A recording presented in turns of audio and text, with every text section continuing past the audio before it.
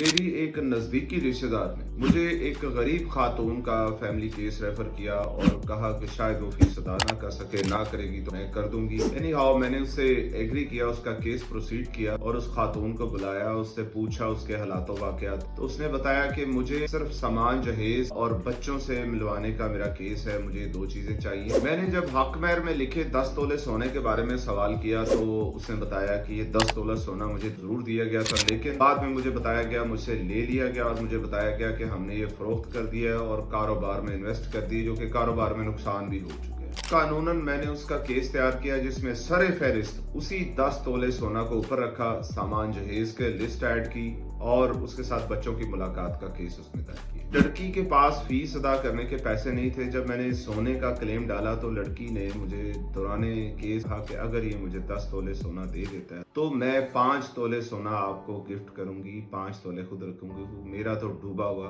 माल है, अगर मिल गया तो मैं आपको गिफ्ट कर दूंगी। केस दायर करने से पहले स्मार्टली मैंने उसी के रिश्तेदारों के जरिए उसके वीडियो कन्फेशन दिलवाए जिसमें उसने जोश में आकर ये कहा कि मैं मरते दम तक ये सोना लड़की को अदा नहीं करूंगा, उसको बच्चों की शक्ल नहीं देखने दूंगी। जब केस चला तो पहला इवेंट केस का कोर्ट में मसालियत का होता है, जिसमें मसालत के लिए दोनों फरीकैन को तलब किया जाता है। दोनों फरीकैन आए, मैंने मौका पर वही वीडियो, उसकी कन्फेशन वीडियो ओपन कोर्ट में चलवाई जिसमें वो वाज़ेह तौर पर कह रहा था कि मैं मरते दम तक इसका सोना अदा नहीं करूंगा, नहीं दूंगा और बच्चों की शक्ल नहीं दूंगा। वीडियो देखने के बाद उसको अखलाकी कानूनी दोनों तौर पर शर्म दिलाई और उसको मजबूर किया कि उसका लड़की का हक उसको वापस करे और कानून को अडॉप्ट करे। इसके बाद उसके पास कोई इस बात का कोई जवाब या कोई जवाब बाकी नहीं रहा था कि वो अपने क्लेम में झूठा और हक महर का सोना गसब करके बैठा होता। सो अल्टीमेटली उसने वो 10 तोले सोना उसी वक्त उसी दिन सेम डे कोर्ट में लाकर पेश कर दिया, जो कि लड़की के हवाले कर दिया गया, केस निपटा दिया।